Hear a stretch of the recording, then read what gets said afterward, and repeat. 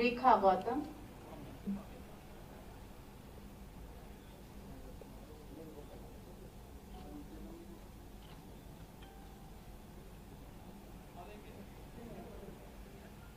एवं रेखा वर्मा। दिए जाने वाली सामग्री में ट्राइसिकल, झूले वाले घोड़े, नंबर्स, ABCD, फल, animals, blocks, puzzles, clay, rings, रस्सी, playbook, story books, educational map, whiteboard, steel के स्टोरेज, वजन मशीन, फर्स्ट एड बॉक्स, बर्तन, height gauge, hand wash, table एवं चेयर्स सम्मिलित हैं।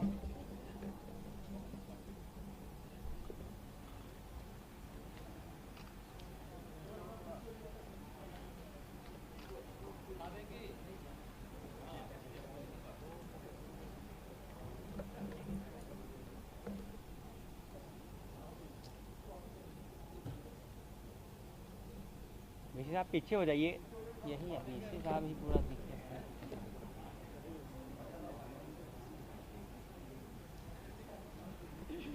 सभी महानुभावों की अनुमति से एक समूह चित्र लिया जाएगा।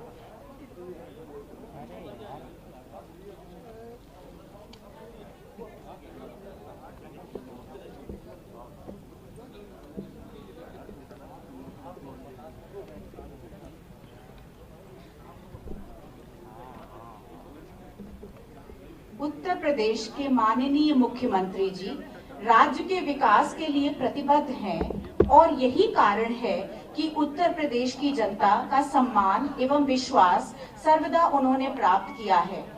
आज के कार्यक्रम में उनकी उपस्थिति के लिए हम सब कृतज्ञता ज्ञापित करते हैं।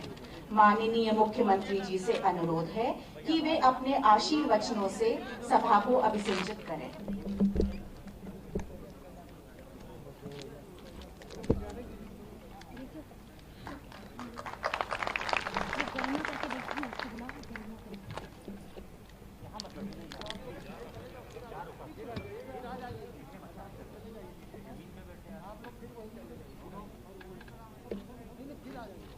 आज के समारोह के प्रेरक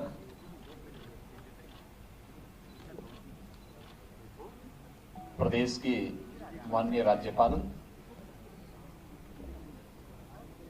छत्रपति साहू जी महाराज विश्वविद्यालय कानपुर के कुलाधिपति आदरणीय श्रीमती आनंदीबेन पटेल जी, प्रदेश सरकार में मेरे सहयोगी मंत्री श्री सतीश महाना जी, श्रीमती नीलिमा कटियार जी, महापौर श्रीमती परमिला पांडे जी, जिला पंचायत के अध्यक्ष श्रीमती स्वप्निल कमल जी, हमारे सभी विधायकगण, विश्वविद्यालय के कुलपति प्रोफेसर विनय कुमार पाठक जी,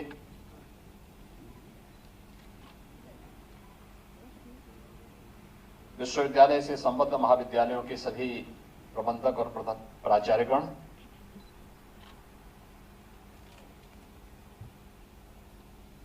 और आज के इस कार्यक्रम में उपस्थित सभी आंगनबाड़ी से जुड़ी हुई उपस्थित बहनें, भाइयों बहनों, मैं आभारी हूं माननीय राज्यपाल महोदय का,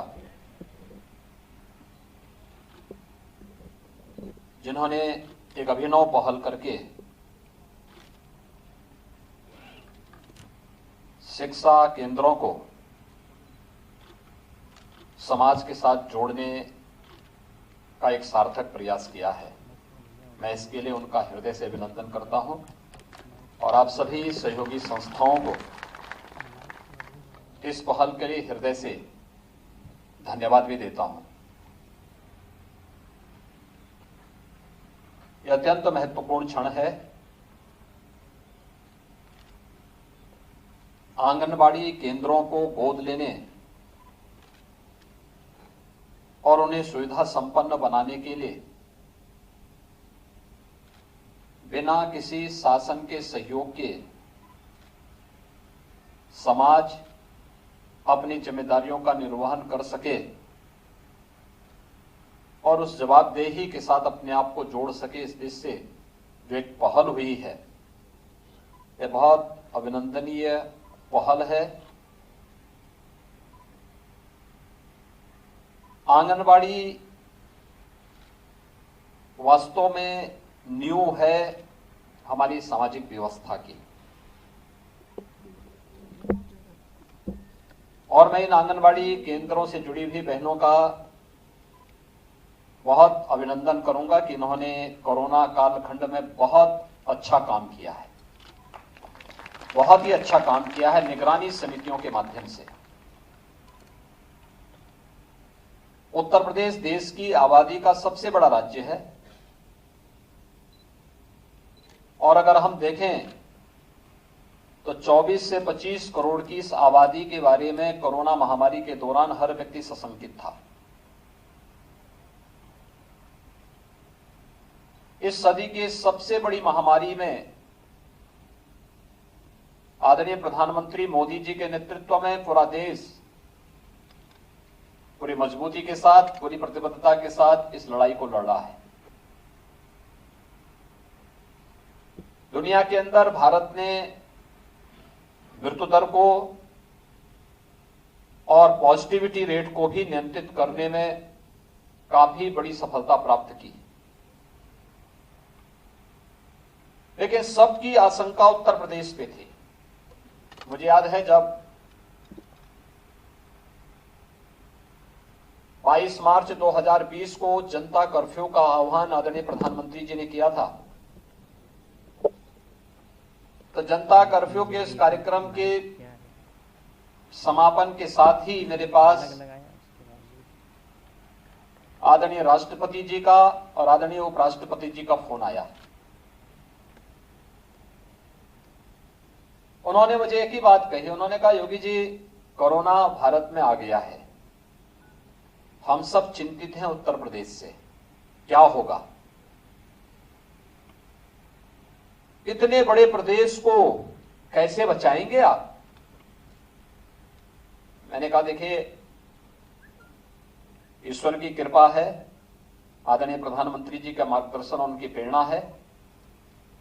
आप सभी लोग जो मार्गदर्शन करेंगे, उत्तर प्रदेश किसी भी अन्य राज्य की तुलना में बेहतर परिणाम देगा। प्रथम लहर को सफलतापूर्वक तमाम चुनौतियों के बाद भी उत्तर प्रदेश ने प्रथम लहर में अच्छा प्रयास किया और अच्छा परिणाम भी दिया। लेकिन जब अप्रैल 2021 में दूसरी लहर अचानक आई,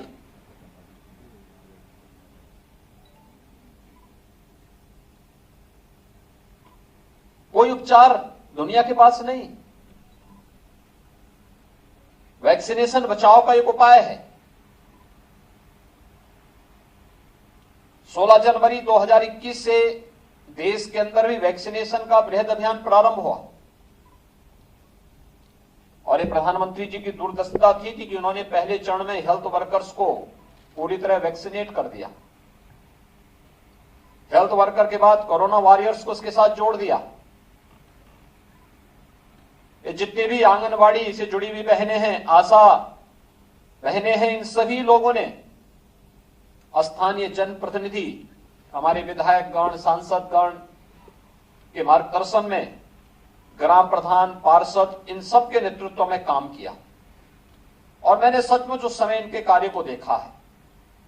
क्योंकि जब दूसरी लहर को पैनिक बना दिया गया, स्थिति अनियंत्रित सी होती हुई दिखाई दे रही थी, तो मुझे स्वयं फील्ड में उतरना पड़ा था और मैं फिर जनपद का दौरा करने के लिए निकला। फिर मीडिया की ओर से आने लग गया कि गांवों में ज्यादा फैल गया, तो मैंने गांवों का भी रुख किया और मैं देखता था, कोई और मिले ना मिले, लेकिन आंगनवाड़ी और आशा बहनें मुझे जरूर गांवों में मिलती थी, घर घर स्क्रीनिंग करने के कार्य के साथ भी दिखाई देती थी। हम लोगों ने मेडिसिन किट पहले देनी प्रारंभ की। उत्तर प्रदेश के इस मॉडल को WHO ने भी, नीति आयोग ने भी और दुनिया के सभी संस्थानों ने उत्तर प्रदेश के इस मॉडल को न केवल स्वीकारा बल्कि उसकी सराहना भी की और उसको स्वीकारा भी और अन्य राज्यों से और देशों से भी कहा कि उत्तर प्रदेश ने जैसे कोरोना के लिए प्रोएक्टिव होकर के कार्य किया है, उसी तर्ज पर कार्य किया जाना चाहिए।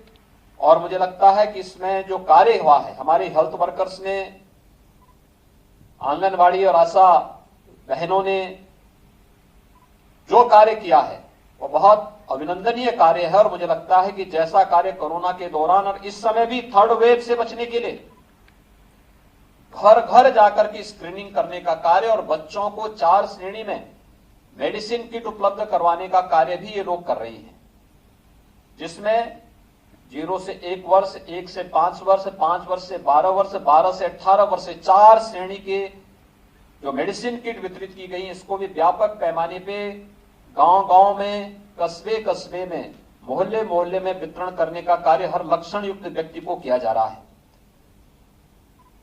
जो कार्य आंगनवाड़ी के बारे में अक्सर टिप्पणियां होती थी, लोग नकारात्मक टिप्पणी भी करते थे, लेकिन जो कार्य आंगनवाड़ी ने विश्वसनीयता का करके दिखाया कि नहीं, कोई डरेगा भले ही डरता हो, हमें इस महामारी से डरना नहीं है बल्कि इसका सामना करना है, स्वयं का बचाव करते हुए हमें दूसरों को बचाने के लिए अपने आप को आगे करना है। और यह कार्य अद्भुत कार्य हुआ था। उसी प्रकार की कार्य पद्धति को अगर हम आंगनवाड़ी केंद्रों के माध्यम से भी आगे बढ़ाने का कार्य करते हैं, मुझे लगता है कि बहुत ही अच्छा और पवित्र कार्य होगा। आंगनवाड़ी में आता कौन है? 3 से 5 साल तक के बच्चे हैं। ये वह समय है जहां पर उसको जैसी दिशा हम देना चाहेंगे, उसका आगे का जीवन उसी रूप में आगे बढ़ता हुआ दिखाई देगा। प्रदेश सरकार ने अपने स्तर पर सरकारी व्यवस्था के तहत तैयारी की कि हमारे पास हर आंगनवाड़ी केंद्र अच्छा हो। ज्यादातर आंगनवाड़ी केंद्र बेसिक शिक्षा परिषद के स्कूल के कैंपस नहीं है, तो स्कूल कैंपस को हम लोगों ने पहले ऑपरेशन कायाकल्प के माध्यम से अपने माननीय सांसद और विधायकों के सहयोग से उन्हें एक नया स्वरूप दिया और साथ साथ उनसे भी कहा गया कि अगर वह वहां पर बेसिक शिक्षा परिषद के स्कूलों की कायाकल्प कर रहे हैं तो उसके साथ आंगनबाड़ी को भी जरूर जोड़ें।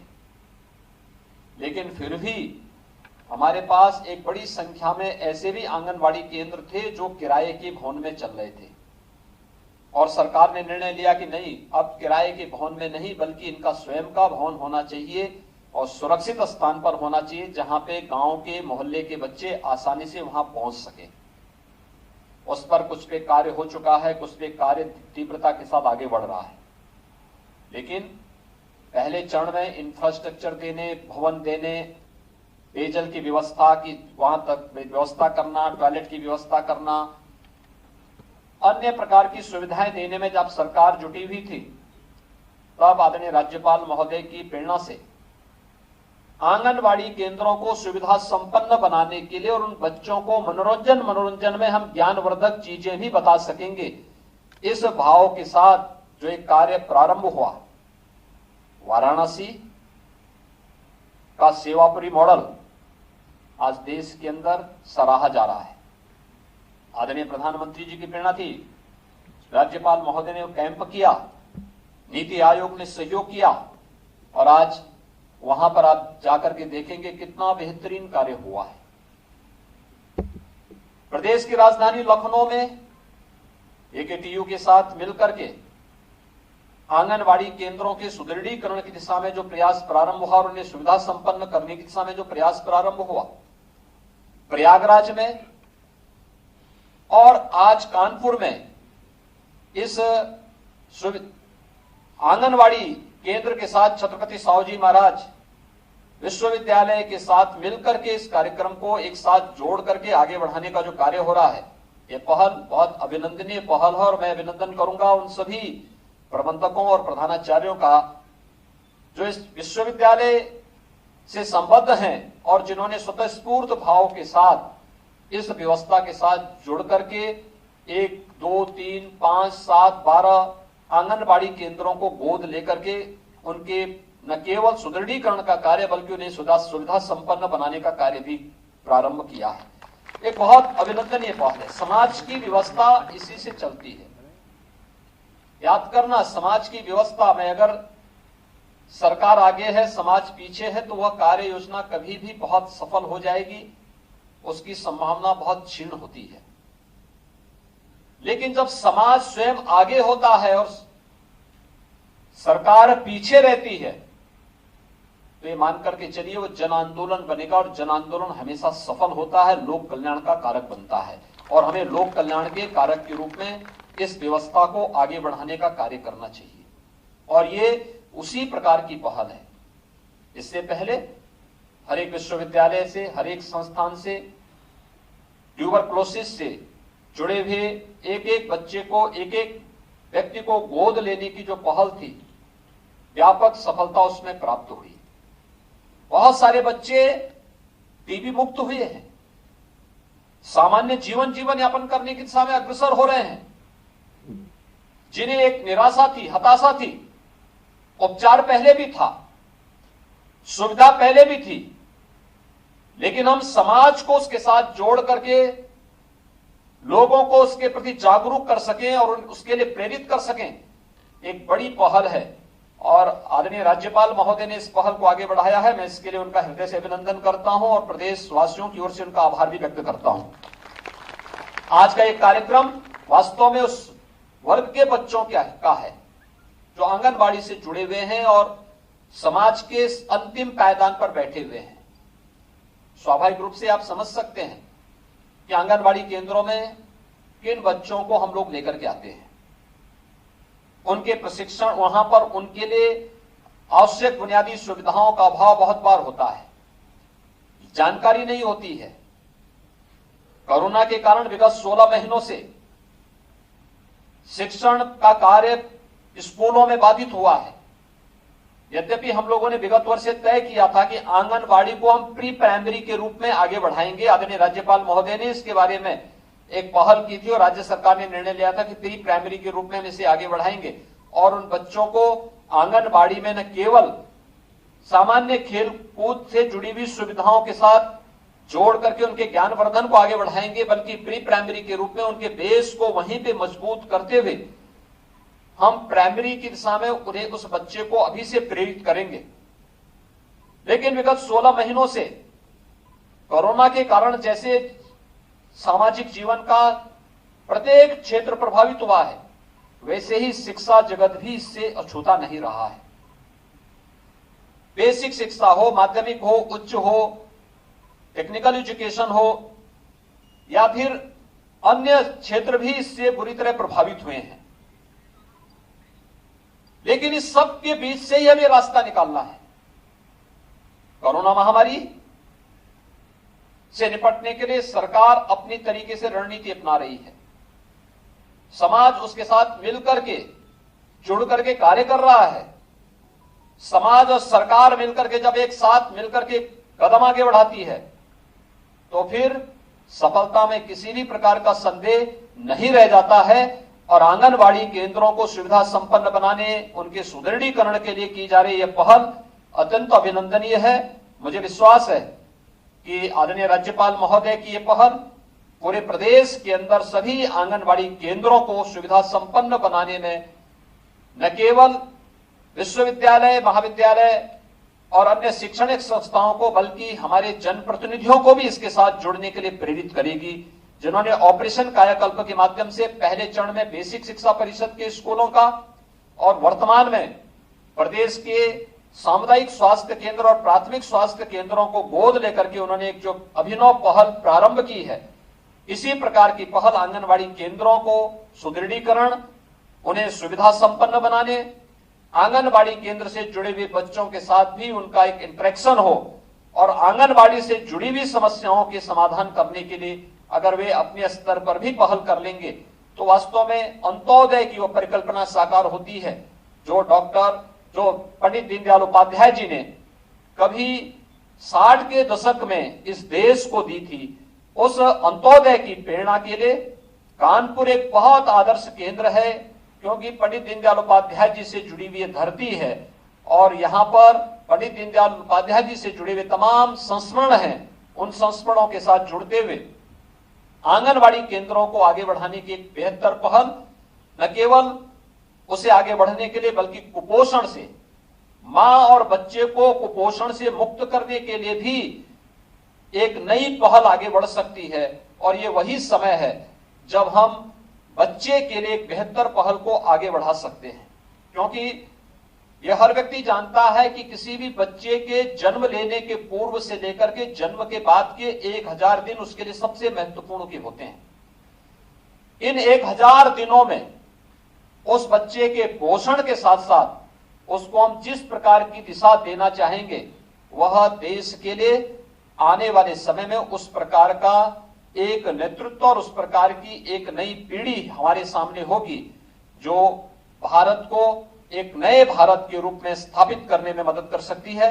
आज के इस अवसर पर छत्रपति साहूजी महाराज विश्वविद्यालय के इस पहल के लिए विश्वविद्यालय प्रशासन को हृदय से साधुवाद देते हुए मैं यहाँ पर जिन भी महानुभावों ने आंगनबाड़ी केंद्रों को गोद लेकर के उनके सुदृढ़ीकरण और उन्हें सुविधा संपन्न बनाने के इस कार्यक्रम के साथ सहभागी बने हैं, उन सब का हृदय से अभिनंदन करते हुए आंगनबाड़ी से जुड़ी हुई इन सभी बहनों को आश्वस्त करता हूं कि वास्तव में आपने निगरानी समिति के माध्यम से बेहतरीन कार्य किया है।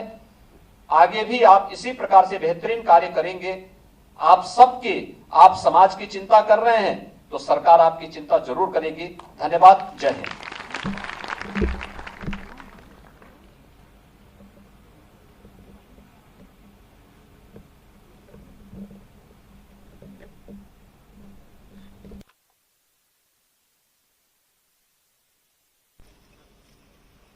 इस कार्यक्रम में उपस्थित महाविद्यालयों के प्रतिनिधियों को मैं मंच पर उनके सराहनीय योगदान पर प्रमाण पत्र ग्रहण करने हेतु आमंत्रित करती हूँ।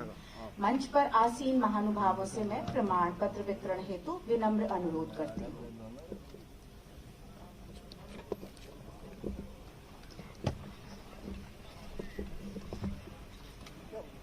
Axis Institute of Technology and Management Kanpur से doctor Ashish Malik,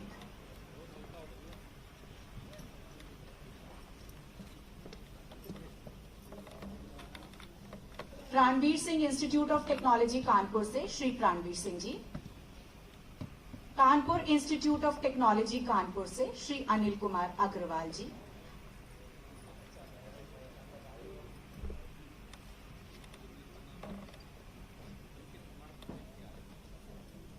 Maharana Pratap group of institutions से श्री गौरव भदौरिया जी।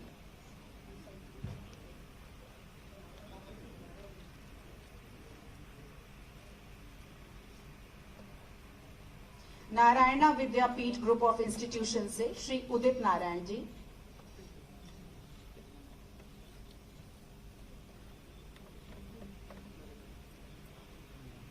Allen House Institute of Technology Kanpur से श्री भगवान जगवानी जी।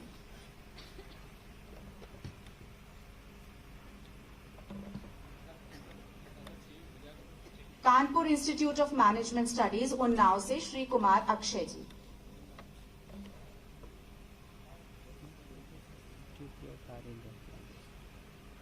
इसके अतिरिक्त मैं डॉक्टर सुखदेव सिंह जी, डॉक्टर सतीश शुक्ला जी, श्री ओम नारायण त्रिपाठी जी, श्री मुकेश भारती जी एवं श्री रंजीत सिंह राजावत को भी आमंत्रित करती हूं।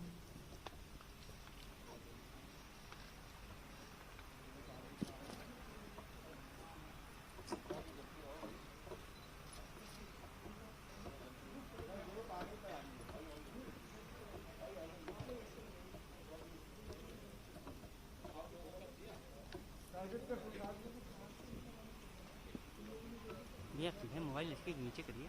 मेरे को कैमरे के सामने इतनी जगह पड़ी है, जिसके बावजूद कैमरे के सामने आ जाते हो आपको सब परेशान कर। इतनी जगह पड़ी है उसके बावजूद मतलब यही हमें समझ नहीं आता। तो इसलिए लगाया भागना पड़ा, निकल तो वहाँ लगा लेते। समझते हैं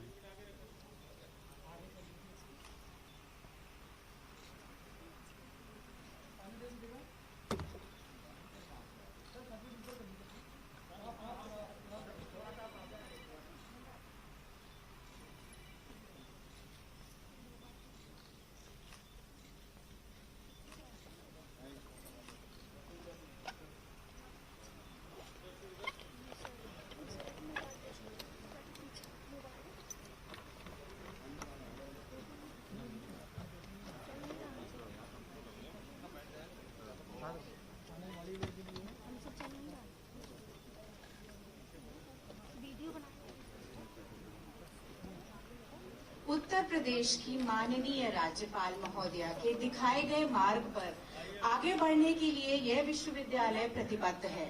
महोदया, आपने हमें सिखाया कि वैश्विकता के नाम पर स्थानीय विशिष्टताओं एवं कर्तव्यों की अनदेखी नहीं की जानी चाहिए। आपने हमें संवेदनशील होकर सामाजिक उत्कृष्टता के लिए कार्य करने की शिक्षा दी। आपकी अमूल्य उपस्थिति के लिए हम सब आभार प्रकट करते हैं एवं आपको आपके उद्बोधन हेतु आमंत्रित करते हैं।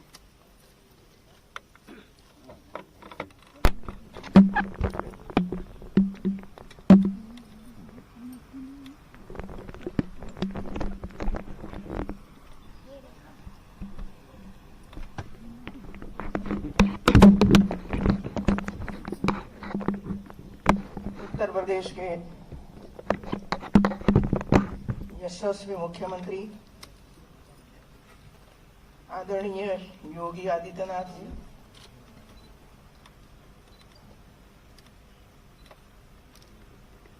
माननीय मंत्री श्री सतीश महामाना जी, मंत्री नीलिमा कटियार जी, हमारी मेयर, AKTU के कुलपति, मंच पर विराजमान अन्य सब महानुभाव, जिसके द्वारा आज आंगनवाड़ी को कुछ न कुछ भेंट दिया गया है, ऐसी सभी संस्थाएं के सभी ट्रस्टी या तो प्रिंसिपल, आंगनवाड़ी की सभी कार्यकर्त्री बहनें और अन्य उपस्थित सभी पदाधिकारी भाई बहनें, मैं आंगनवाड़ी की जो महिलाएं हैं जो काम कर रही है सालों से, वैसे तो पूरे भारत में 1975 से आंगनवाड़ी की कल्पना शुरू हुई, लेकिन जिस तरह ये आंगनवाड़ी का लक्ष्य था, क्यों आंगनवाड़ी शुरू की गई है, ये लक्ष्य के सामने देखकर आंगनवाड़ी में क्या क्या होना चाहिए, आंगनवाड़ी कैसे होनी चाहिए, आंगनवाड़ी की महिलाओं की ट्रेनिंग कैसी होनी चाहिए, उसका पाठ्यक्रम कैसा होना चाहिए, इसके बारे में पिछले समय में कुछ सोचा नहीं गया। मैं ये बताना चाहती हूँ कि ऐसा नहीं है। मैं जब 98 में पहली बार मंत्री बनी, इसके पहले मैंने 30 साल शिक्षा क्षेत्र में काम करती थी। मेरे सामने रखा गया कि आपको शिक्षा विभाग और महिला बाल कल्याण विभाग दिया जाता है। पहली मीटिंग तो हम लोगों ने कर दी शिक्षा विभाग की। जब महिला बाल कल्याण विभाग की मीटिंग करनी थी तब मैंने कहा कि भाई बुलाइए सब अधिकारी को। तब पता चला कि वो सिर्फ ऑन पेपर है, कोई आंगनवाड़ी कहाँ चलती है क्या है, कार्यकर्त्री तो थी, सुपरवाइजर भी थे, लेकिन धरती पर कुछ नहीं था। हम लोगों ने शुरू किया और मैं आज ये कहूंगी आप सबको कि 2001 तक मैं नहीं कर पाई थी। जब मुख्यमंत्री नरेंद्र भाई मोदी बने और उसके सामने मैंने ये विषय रखा, तब उनको इतना आश्चर्य हुआ कि जो देश में या तो गुजरात में 50% महिलाएं हैं और 25% बच्चे हैं, 75% लोगों के लिए न कोई विभाग है, न कोई कार्यक्रम है, न कोई योजना है, न कोई बजट है। ऐसी स्थिति में सालों तक गुजरात चला। फिर हम लोगों ने शुरुआत की और इसके लिए काफी कुछ करना पड़ा। चाहे भवन बनाना पड़ा, महिलाओं की ट्रेनिंग करनी पड़ी, गैस का कनेक्शन दिया, कुकर दिया, आंगनवाड़ी में ही गरम गरम रसोई, पूरा मेनू, ये सब कुछ शुरू किया। आंगनवाड़ी महिलाओं के लिए पाठ्यक्रम बनाया, पाठ्यक्रम बनाने के बाद उसकी ट्रेनिंग कैसे होनी चाहिए, ये काम शुरू किया। जब मैं राज्यपाल के रूप में इधर आई तब तक ये छोटे मोटे काम करते थे, लेकिन एक बार पीएम साहब ने मुझे ये कहा कि आपने जिस तरह गुजरात में एक जन आंदोलन आंगनवाड़ी के लिए चलाया था, ऐसा जन आंदोलन आप मेरे मत क्षेत्र में चलाइए। तो उसी समय तो कोरोना चल रहा था, तो एक बार ऑनलाइन अधिकारियों के साथ चर्चा की, उसको मार्गदर्शन दिया और जो जो बातें मैंने बताई, इस सभी बातों ने उसके धरती पर आंगनवाड़ी में करवाई। और 1-1.5 महीने के बाद फिर से हम लोगों ने ऑनलाइन जुड़े और क्या क्या किया आंगनवाड़ी में, ये सब कुछ मेरे सामने रखा। इसके बाद हम लोगों ने ये तय किया कि अभी जो न्यू पॉलिसी आई है, ये न्यू पॉलिसी के हिसाब से हमें पाठ्यक्रम बनाना पड़ेगा और उसकी ट्रेनिंग भी करनी पड़ेगी। तो एक पाठ्यक्रम विद्या भारती के साथ बैठकर एक पाठ्यक्रम बनाया और पाठ्यक्रम बनाने के बाद वाराणसी में 250-300 महिलाओं का, कार्यकर्त्रियों का, जिसमें सुपरवाइजर भी उपस्थित रखी, सीडीपीओ भी उपस्थित रहे और अधिकारी भी उपस्थित रहे। और 3 दिन का ये कार्यक्रम वाराणसी में चला और महिलाओं को सिखाया गया किस तरह बच्चों के साथ आपको गीत प्रेजेंट करना है, किस तरह आपको जो स्टोरी है वो स्टोरी किस तरह बतानी है बच्चों को। स्पोर्ट्स में भी साइंस कैसे आता है, स्पोर्ट्स में भी मैथ्स कैसे सिखाया जाता है, ऐसा कुछ सोच समझकर पाठ्यक्रम तैयार किया और ये पाठ्यक्रम के हिसाब से महिलाओं को ट्रेनिंग दी। फिर हम लोगों ने ये सोचा कि देखिए महिला, मैं गुजरात में आंगनवाड़ी कार्यकर्ता बहनों को मैं माता यशोदा के रूप में देखती थी कि ये हमारी माता यशोदा है। भगवान कृष्ण का जन्म तो देवकी ने दिया, लेकिन उसकी परवरिश, उसका संस्कार, उसका पालन पोषण ये किसने सिखाया? तो माता यशोदा ने सिखाया। जन्म देने वाले तो और है, लेकिन उसको संस्कार देने वाली हमारी ये कार्यकर्ता सामने बैठी है ना, वो है। इसी वजह से मैं उसको माता यशोदा के रूप में देखती हूँ। और इस हिसाब से हमें काम भी करना पड़ेगा वहां, क्योंकि अलग अलग तरीके से, अलग अलग क्षेत्र से बच्चे आते हैं। कोई गरीब बच्चे हैं, कोई बिना कपड़े मतलब कम कपड़े से बच्चे आते हैं, किसी के पास चंपल भी नहीं है, शूज भी नहीं है, कोई अध भूखे आते होंगे, कोई रोते हुए आते होंगे।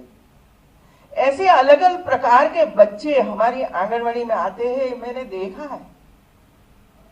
और इसी वजह से हम लोगों ने सोचा कि बच्चा रोते हुए नहीं, हंसते हुए आंगनवाड़ी में आना चाहिए।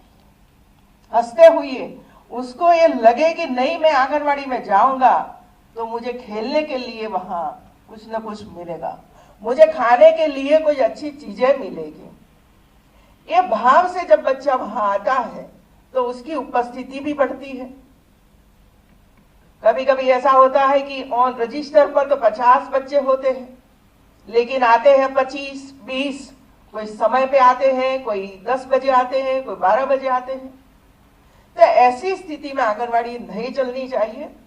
और ये प्रयास किया गया कि समाज को आंगनवाड़ी के साथ कैसे जुड़ा जाए, और इसका प्रयोग हमारे वीसी ने बताया, इसी वजह से मैं डुप्लीकेशन नहीं करूंगी। लेकिन मैं मानती हूं कि आज एक यूनिवर्सिटी जो वहां डिग्रियां देती है, पीएचडी करवाती है, वहां को जॉब क्रिएट करने के लिए कुछ न कुछ साधन संपन्न कराती है। ऐसी टॉप लेवल की यूनिवर्सिटी है, टॉप लेवल की शिक्षा उसको दी जाती है। कोई रिसर्च वर्क होता है जो समाज को जरूरी है। और एक है हमारी आंगनवाड़ी जो सबसे गरीब वर्ग के बच्चे 3 साल से 5 साल के, और 0 से 3 साल के बच्चों के लिए, और प्रेग्नेंट वुमन के लिए ये आंगनवाड़ी है। तो ये दोनों को हम लोगों ने जोड़ने का प्रयास किया है। आप यूनिवर्सिटी है, हम लोग यही मानते थे अभी तक कि हमारा काम परीक्षा लेना, रिजल्ट देना, एडमिशन करवाना, और कहीं अच्छी लैब बनाकर बच्चों को इसमें सिखाना, प्लेसमेंट करना, जॉब देना। लेकिन जॉब क्रिएटर कैसे बने, इस दिशा में कम सोचते थे। इसके दायरे में हम रहते थे, लेकिन कैंपस के बाहर हम कभी नहीं निकले। और जब हम लोगों को पता चला कि जब नेक का हिसाब होता है, नेक एक्रेडिटेशन में जब आप जाते हो, तब इसमें एक बड़ा कॉलम है सोशल चेंज करने के लिए, सोशल वर्क करना है यूनिवर्सिटी को। जब मैं पहली बार मध्य प्रदेश में गई और जब मैंने नेक का प्रेजेंटेशन सबके सामने रखने के कहा, तब कई लोगों को पता ही नहीं था इसमें क्या है। उसी समय हम लोगों ने चर्चा की और मैंने दिशा दर्शन किया।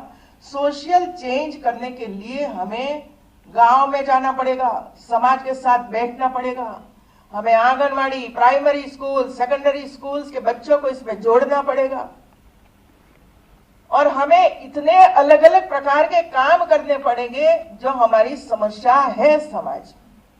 ये समस्या को भी एड्रेस करना पड़ेगा, दूर करने के लिए प्रयास करना पड़ेगा, प्रचार प्रसार करना पड़ेगा।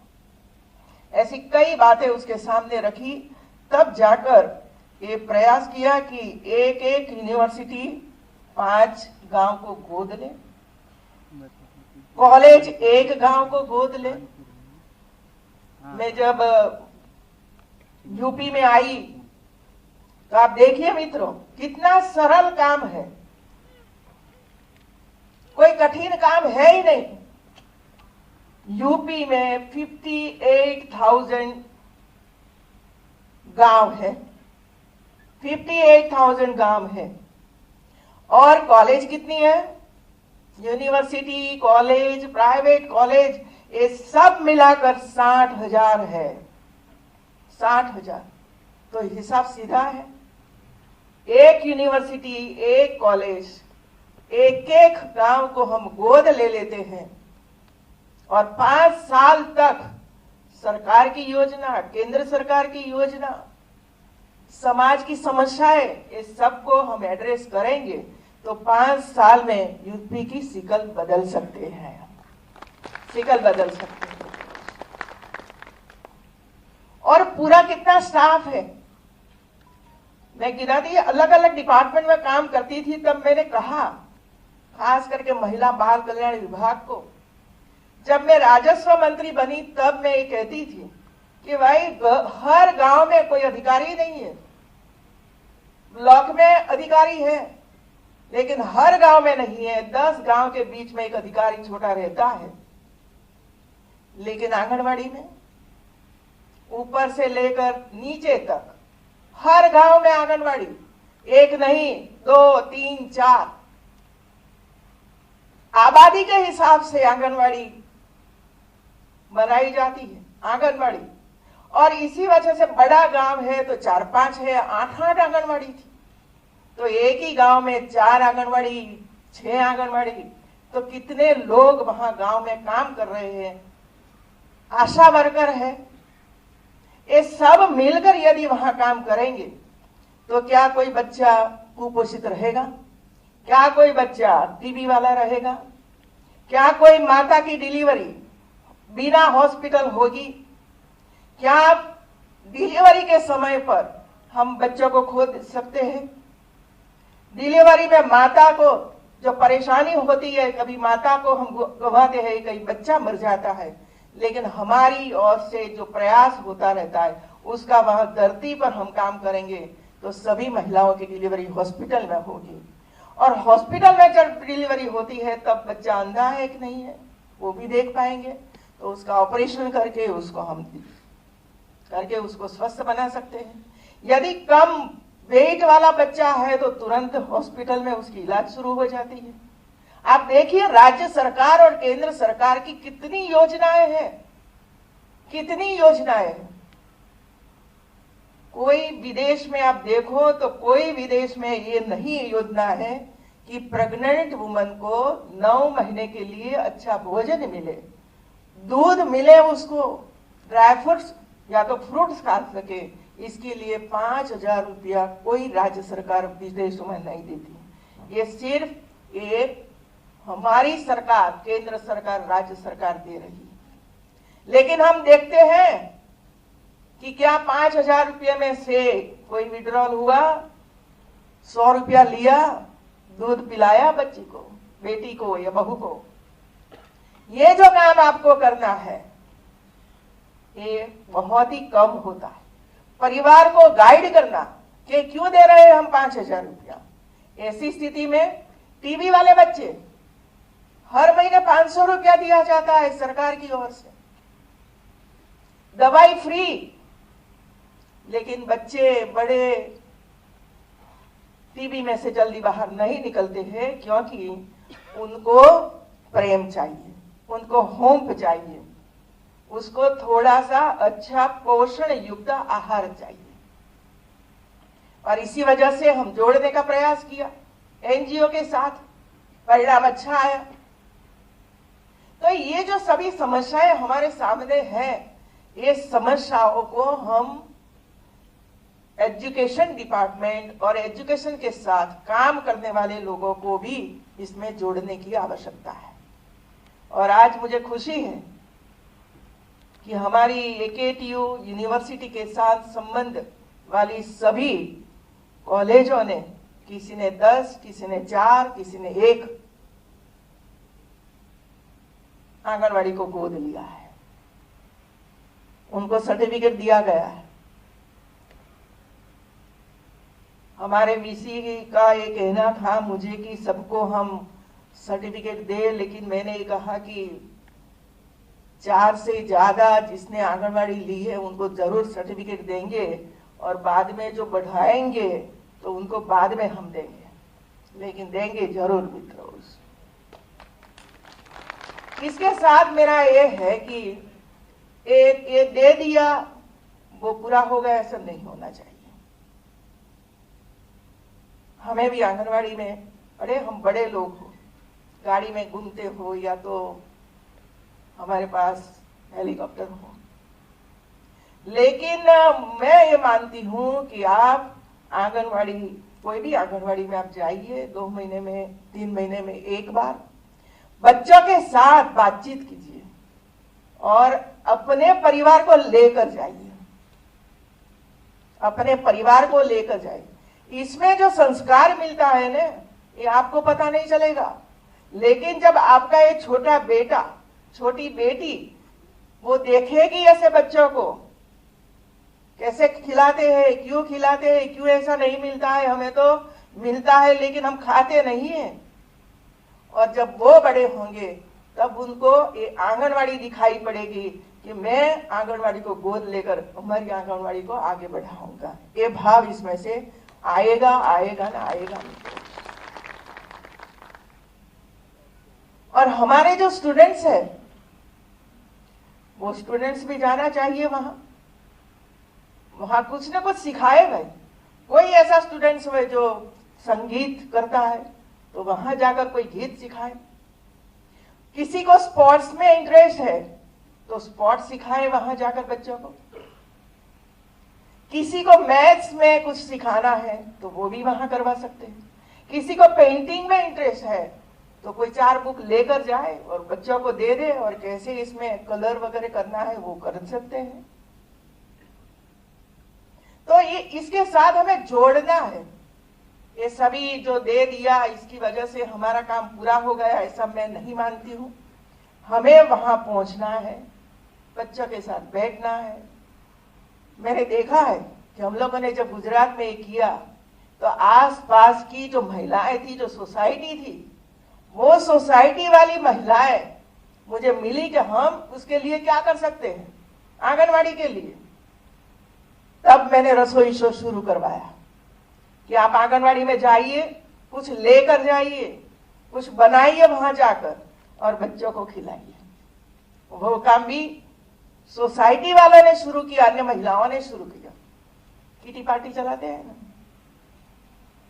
किटी पार्टी चलाते हैं, उनको पता ही नहीं है कि हमें क्या करना चाहिए। मैं कोई विरोध नहीं करती हूँ मित्रों, लेकिन ऐसे बड़े घर की जो महिलाएं हैं वो इसमें जुड़ना चाहती है कि हम तो वो ही करते रहेंगे, साथ साथ में आंगनवाड़ी को भी देखते रहेंगे, कुछ देते रहेंगे, कुछ सिखाते रहेंगे। देखिए, मैंने एक प्रयास किया था ये टीबी वाला बच्चों का गुजरात में, और पुलिस वालों को बुलाया था एक भवन का उद्घाटन करने के लिए। जब मैं सीएम थी तब गई थी, तो मैंने कहा कि आप भी एक एक बच्चों को गोद लो ना। तो थोड़ा सा वो हुआ कि अरे हम तो सुरक्षा करें कि एक एक बच्चों को गोद ले टीबी वाले, लेकिन लिया 5-5 बच्चों को, कहा कि 5 ही ऑफिसर एक एक बच्चों को ले। वे लोगों ने लिया, और 2-3 महीने के बाद फिर से जब मैं वहां गई और मैंने कहा कि भाई कैसा रहा, फिर भी क्या है, तो उन्होंने, एक ऑफिसर ने मुझे बताया जो मैं आपके बीच में रखना चाहती। ये ऑफिसर ने मुझे बताया कि पहले तो मुझे ये लगा कि ये मैडम क्या कर रही है, बच्चों को गोद लेने की बात कर रही है। फिर भी मैंने कहा कि नहीं नहीं, कहा है तो करिए। तो उसने कहा कि मुझे एक बेटी को दे दिया डीएम ने कि ये गांव है और इसमें ये 7-8 साल की बेटी है, उसको जरा आप गोद ले लीजिए। तो पहले दिन उसकी गाड़ी में बैठकर एक बड़ी टोपली में फ्रूट्स वगैरह लेकर वो गांव में जैसे ही उसने एंट्री की तो गांव के लोग देखने लगे कि ये पुलिस आ रही, किसको पकड़ने के लिए आ रही है। तो सब लोग धीरे करके मेरी गाड़ी के पीछे पीछे आने लगे, बच्चे भी आने लगे कि किसी के घर पर पहुंचते, किसी के घर पर पहुंचते, किसी को पता ही नहीं था। पूरे गांव में एक बात फैल गई कि कोई पुलिस ऑफिसर आया है और किसी को पकड़ने के लिए आया है। तो सब लोग इकट्ठे हुए, पीछे पीछे चले। तो एक घर में जो बेटी थी उसके घर पर गए, सभी परिवार के साथ उन्हें इंटरेक्ट किया, सबका परिचय किया, फोटो सबके पास से खिंचवाया, बेटी को गोद में बिठाया और उनके साथ भी बातचीत की। पढ़ने के लिए क्या जरूरी है वो भी उसने पूछा और लगभग 40-45 मिनट इसके घर में उसने बिताया। वे लोगों ने उसको चाय पानी करवाया और फिर वो बाहर निकले तो लोगों ने तालियां बजाई कि वो किसी को पकड़ने के लिए नहीं आया था, लेकिन एक बेटी को टीबी में से मुक्त कराने के लिए वो इधर आया था। मित्रों, वो बात मैंने कही। फिर उसने कहा कि वो तो फायदा तो वहां हुआ, लेकिन मुझे क्या फायदा हुआ है मैं आपको बताता हूं। जब ये बेटी के साथ मैंने बातचीत की और हर महीने में वहां जा रहा हूं, तो गांव में पहले कई गड़बड़ी होती थी, मारपीट होती थी, सब बंद हो गई, क्योंकि हर महीने में जा रहा हूं और गांव के लोगों को ये पता चला, महिलाओं को ये पता चला कि ये भाई हर महीने आता है ना, तो यदि कोई बेटी को परेशान करता है तो बता देते थे कि हम वो पुलिस वाला आता है ना उसको बता देंगे। तो गांव में शांति हो गई एक। और उसने ये कहा कि जब ड्यूटी करते थे तो जब 5 बजे 6 बजे 7 बजे हमारी ड्यूटी खत्म हो जाती थी तो हम कहीं ना कहीं बैठ कर गप्पे मारते थे, समय पे घर पर पहुंचते नहीं थे। तो ये जब ये मैंने देखा तब मुझे लगा कि मेरे घर में भी ऐसे छोटे छोटे बच्चे हैं क्या? मैंने कभी बच्चों के साथ बैठकर कुछ पूछा? समय पे स्कूल जाते हैं कि नहीं जाते हैं, कोई परेशानी है, कोई भूख नहीं है, ऐसा कभी भी पूछा ही नहीं है मैंने। और बच्चों के साथ बैठकर मैंने खाया भी नहीं, खा लो मैं आता हूँ, खा लो मैं आता हूँ। तब से मैंने तय कर लिया कि समय पर घर पर जाना है और बच्चों के साथ, परिवार के साथ बैठकर सामूहिक भोजन करना है और बातचीत करते करते भोजन करना है। ये मैं सीखा इसमें से। तो ये सिर्फ एक कार्यक्रम नहीं है, सोशल चेंज, सामाजिक परिवर्तन लाना है तो सबको इसमें हिस्सेदार बनना पड़ेगा। और सब जब अपने अपने दायित्व निभाएंगे, ऐसा नहीं है कि सरकार नहीं निभाती है, अब्बों रुपया का खर्च करती है, लेकिन जरूरी है प्रेम देने का, जरूरी है कोई पीठ पर हाथ फेरने का, जरूरी है सर पर हाथ रखने का, जरूरी है होंठ देने का, जरूरी है बातचीत करना। और उसका जो दुख दर्द है जब कोई सुनता है ना तो कम हो जाता है। मित्रों, उसकी समस्या दूर हो या न हो, लेकिन उसका काम आधा हो जाता है। ये हमें करने की आवश्यकता है मित्रों, और वो सरकार नहीं कर सकती है क्योंकि सरकार को कई काम रहते हैं। क्योंकि हम भी एक काम करके आए हैं। गुजरात में तो सिर्फ 7-7.5 करोड़ की आबादी थी, 33 डिस्ट्रिक्ट है, इधर 24 करोड़ की आबादी है, देखिए मित्रों, और 75 जनपद है। कितना बड़ा काम है।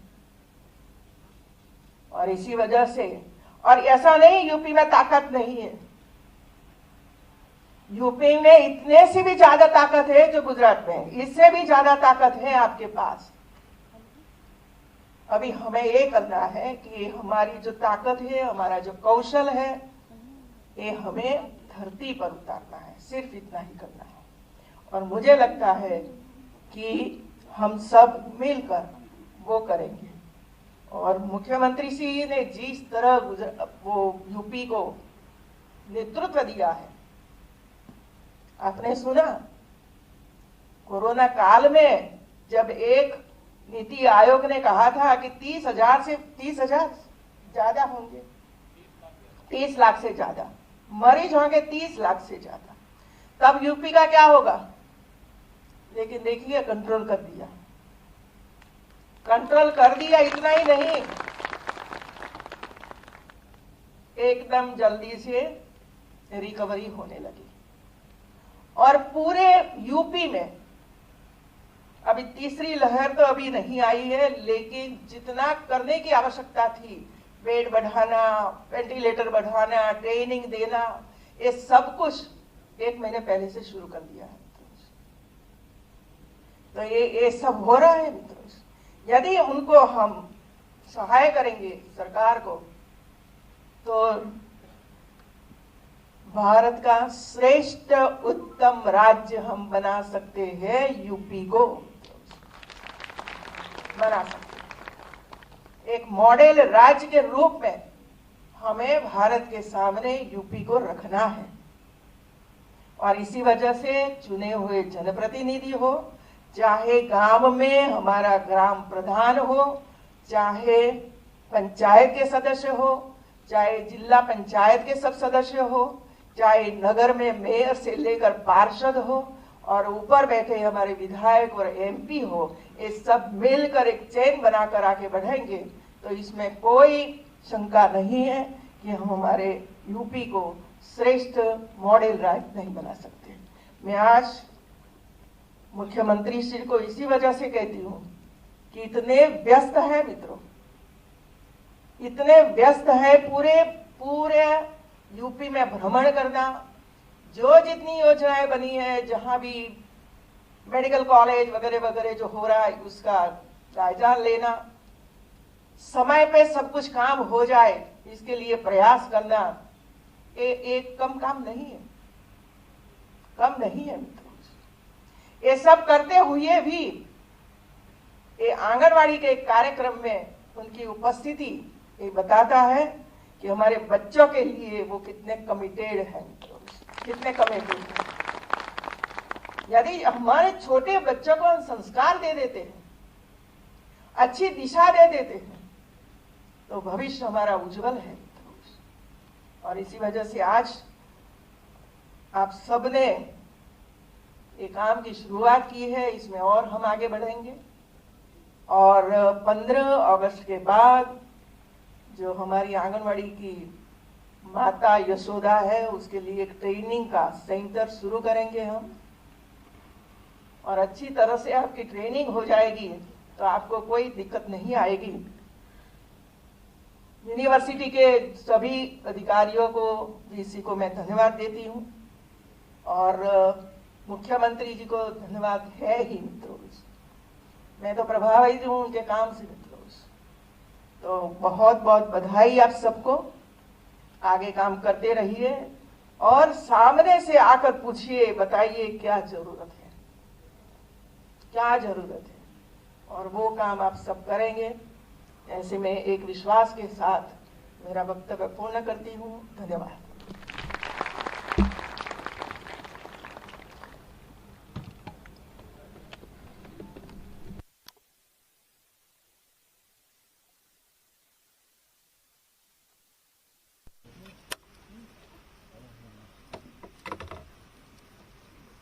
बहुत बहुत धन्यवाद मैम। कार्यक्रम के अंतिम पड़ाव में मैं माननीय कुलपति महोदय से माननीय कुलाधिपति महोदया एवं माननीय मुख्यमंत्री महोदय को स्मृति चिन्ह भेंट करने का अनुरोध करती हूँ।